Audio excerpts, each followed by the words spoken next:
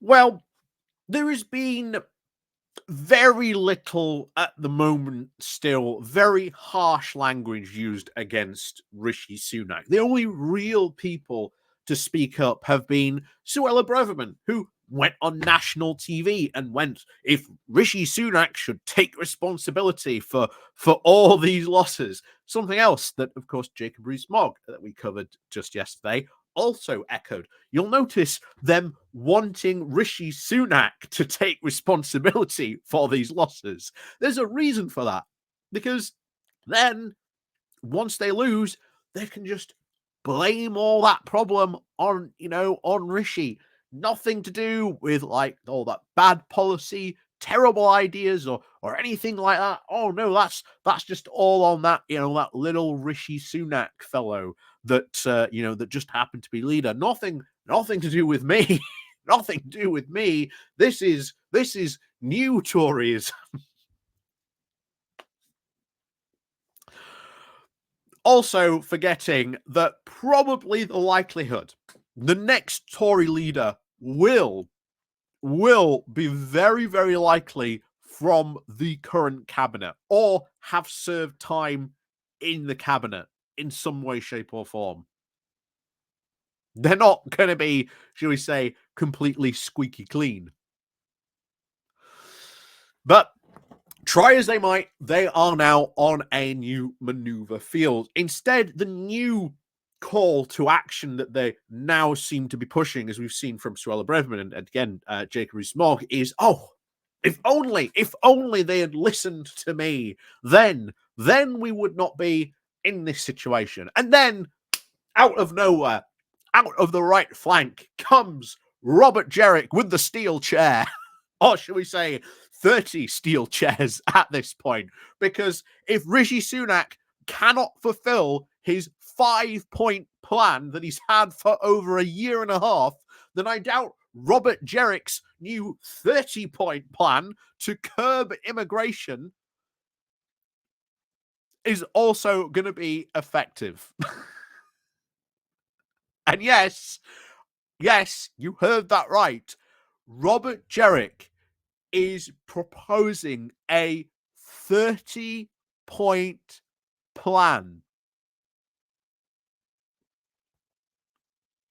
What these 30 points are at the moment, we don't know, but I'll tell you this now. When they do come out, which will probably be tomorrow, maybe today at some point, maybe we'll do a video about these 30 points. But oh boy,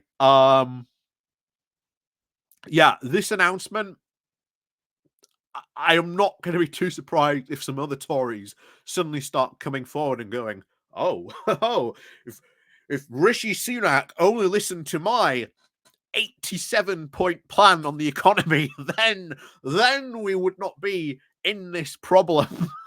Only then will we be reaching true Tory fiscal responsibility," cried Liz Truss. And then people look on in horror at her 70-odd point plan. But anyway, I wish she'd do something like that. That would be hilarious. But anyway, on to today's topic of Robert Jenrick's latest announcement. Because I can guarantee you, when we do get these 30 points, boy, are they going to be fun. But anyway, we're going to have a look at this announcement. So before we do get onto this, please do click on the like, the share button, the subscribe button if you're new to the channel. Check out the links below, the Patreon page, the Buy Me Coffee link where you can, buy me coffee, the YouTube thank you button, and of course, the Pony Club down below as well. So, as always, thank you very much to all those people who do help and support the channel that way. And of course, leave a comment down below as well. Helps with all the algorithmical voodoo that goes on behind the background in the YouTube, beneath the curtain.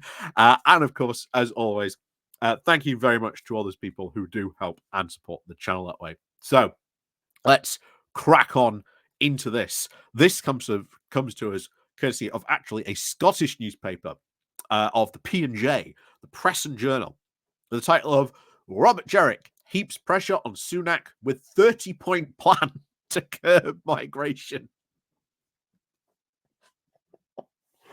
30-point plan. Sunak can't even do his own 5-point plan. How on earth are they going to achieve all these 30 points with incredibly just less and less time ticking on the clock? There's a general election soon, Robert. You've got to get moving if you want this 30-point plan passed soon. Anyway, he said the government must undo the disastrous post-Brexit liberalisations that have betrayed the public's wish for lower immigration before the general election, Robert Jenrick has demanded. Undo post-Brexit liberalisations?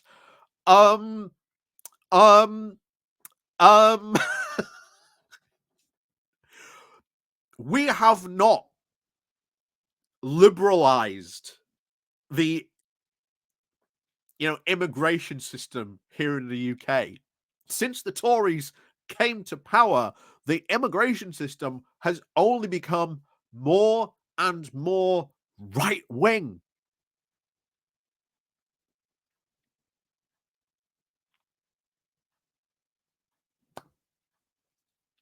Like, what is he on about? He's been part of the government that he has voted for some of this stuff.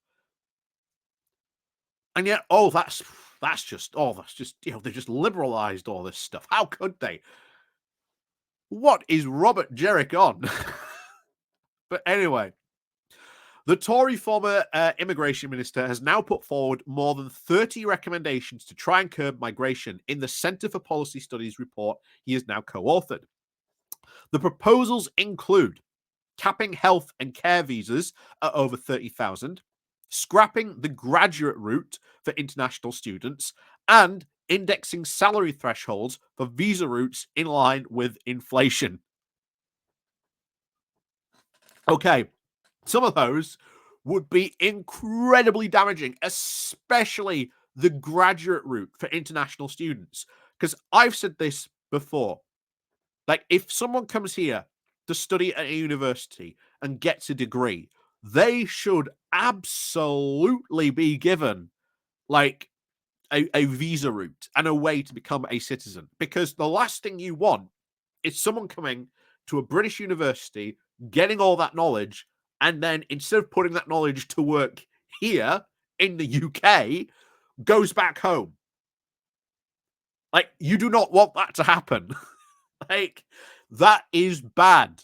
That is bad. You want them to stay and put all that knowledge to work here. That is a good thing. But he wants to get rid of it. Not only that, we are also seeing universities cry about their problem, about their underfunding and the problem that they are facing. Why? Because now of these new immigration stuff that the government has been bringing in, less and less international students have now been coming to the UK. And how did universities fund themselves? Well, if you know anything about the university sector, it was from international students. If you knew anyone who was from any international background, ask them how much they were paying for their course versus what you were paying for your course. And yeah, we were paying a lot, but international students were paying 2 to 3 times, sometimes higher than your average UK student. Because the universities could get away with it. Because they knew people wanted to come here and learn and do those courses. And of course, it would be a benefit to the UK as well if they, took that route and put that knowledge to work here in the UK. Robert Jenrick not understanding that. Anyway, he continues. He said the Home Office should be broken up to create a department more focused on border control. And the report for the centre-right think tank also says that it argues that net migration needs to be wound back to the tens of thousands. Here's the thing. Winding this back, trying to put targets on this has constantly failed.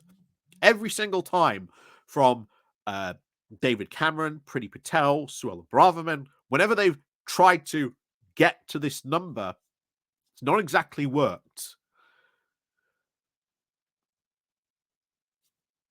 Why? Because we in the UK need a lot of foreign labor. Why? Because we are facing a productivity crisis. And it is being caused by the UK government not investing in business, not having a business plan, and thus businesses have no idea how to do stuff.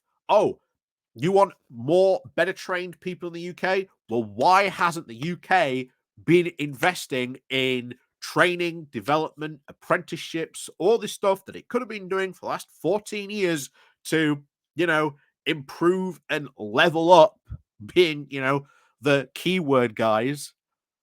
They've done none of that. But anyway, and of course, this is the other reason why he's come out with this plan as well. Mr. Jenrick, who is also seen as a potential Tory leadership contender, has been ramping up the pressure on Rishi Sunak over immigration. He and his fellow MPs on the Conservative right have been urging the Prime Minister to take action since the revised Home Office estimates published back in November indicated that net migration figure and the difference between people of arriving and leaving Britain reached a record 745,000 people back in 2022. Again, that number in the grand scheme of things is nothing. Like 745,000 people is nothing. But, panic. Anyway, Sunak has now also faced demands for a change in political course as both his MPs from both sides of the Tories now hope to try and reverse the electoral fortunes in the wake of the drubbing at the local elections and regional contests. Mr. Jenrick and his co-authors, the former Minister Neil Burns and the CSP Research Director Carl Williams, argue that large-scale migration has failed to deliver significant fiscal benefits while putting pressure on housing, public services, and infrastructure. Well, also doesn't help out, that his own party hasn't been, investing in housing, public services, and infrastructure as well. Gee, trying to scapegoat all those immigrants, are we? Anyway, Jenrick said that it would be unforgivable if the government did not use this time before the general election to undo the disastrous post-Brexit liberalisations that betrayed the express wishes of the British people for lower immigration. Yeah, a lot of people foolishly voted for, if we somehow do Brexit, we'll get lower immigration. Actually, I'm pretty sure if you look at the numbers, since Brexit, we've actually had higher numbers because of Brexit. But hey, there you go. He continued to say that these changes were obviously proposed today would actually finally return the numbers to the historic norm and deliver a highly selective, highly skilled immigration system where voters were promised. Particularly, I don't really remember that being the big promise about what particularly voters were being promised on that at the referendum. I may be wrong, but I don't remember too much talk about that. But he said, sarcastically. Yeah. Your party has had an overwhelming majority since 2019. Why has it not done that? Oh, that's right. It has done that. And Robert Jenrick has voted for these, quote, liberalizations and loved them at the time. But these just too liberal. It's too liberal for Robert Jenrick. Anyway, I'm positively sure you could not go and find a comment from Robert Jenrick praising some of the stuff that things like Priti Patel or Suella Braverman were doing, right? Or that they brought in, right? He totally wasn't a big advocate for the Rwanda plan, right? Anyway, He continued to say, immigration is constantly one of the top concerns of voters, and they deserve a department whose sole mission is to try and control immigration, securing our borders. For far too long, the Home Office has proven incapable of doing that. Here's the thing. If the Conservatives were really serious about wanting to sort of split off and create a solely like immigration or like and call it, I don't know, border and immigration office, whatever. They could do that right now. Like Rishi Sunak could go, okay, Jerrick, there you go. There's your immigration office. Crack on. Like there's nothing stopping them from doing that right now. But once again, they are looking for any excuse they can. Any excuse. So at the moment, blame the Home Office. They've been the ones explicitly in charge of the Home Office. Even Robert Jenrick was a minister for immigration.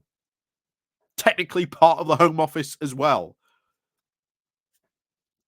But again, looking for people to blame. Anyway, the Conservative MP for Newark resigned as immigration minister back in November in protest at Mr. Sunak's Rwanda deportation plan, arguing that it would not act as a strong deterrent enough to stop asylum seekers arriving via small boats. Jenrick was in favor of the Rwanda plan. He just wanted it to be even more harsh. But of course, those did not go through because it would never pass with the One Nation part of the party. So it didn't happen. And he resigned. And of course, those stronger things didn't go in. And of course, they would never have passed in the House of Lords either. The government introduced a raft of restrictions in a bid to try and cut the number of people arriving legally in Britain, including a ban on overseas care workers bringing in family dependents in the UK, to drastically hiking the salary threshold for skilled workers to over 38,000. The government spokesperson said the Minister and the Home Secretary have been clear that the cut to levels of immigration are far too high. This is why the government announced the plan to cut the number of migrants that would have come here from last year by 300,000, the largest reduction ever. So far, they are not on track to do that, considering what we've just heard there. The plan is working. I'm sure it is. The latest statistics show that applications across three major visa categories are now 24%. They say our approach is fair, reducing immigration, ensuring the business invest in and recruiting from the domestic workforce while prioritizing overseas workers and students who will contribute significantly to our economy. Jenrick doesn't even want that. But there you go. So who knows what's some of these, the full 30 point is, but you've seen some of them. But oh boy. This is part of the big thing at the moment, that many of these Tories, people like Robert Jenrick, are preparing for life after Sunak, and this is part of his plan. This is what Jenrick will run on if he survives. If he survives, Jenrick will run on this. This will be his whole campaign platform for being like the future leader of the Tory party, and then he can wiggle his finger at Rishi Sunak and go, see, I was right, Sunak was wrong, if only you do this, if only you listen to me. Meanwhile, of course, he completely forgets about all the One Nation Tories that are in his party that drastically disagree with him on a lot of these things that have been put forward about, immigration. Gee, wonder how well and how much of the vote is going to get from them. But anyway, as always, thank you very much for watching. Please do remember to leave a like down below. And of course, a comment as well. Helps with all the algorithmical things. And of course, as always, we'll see you all next time.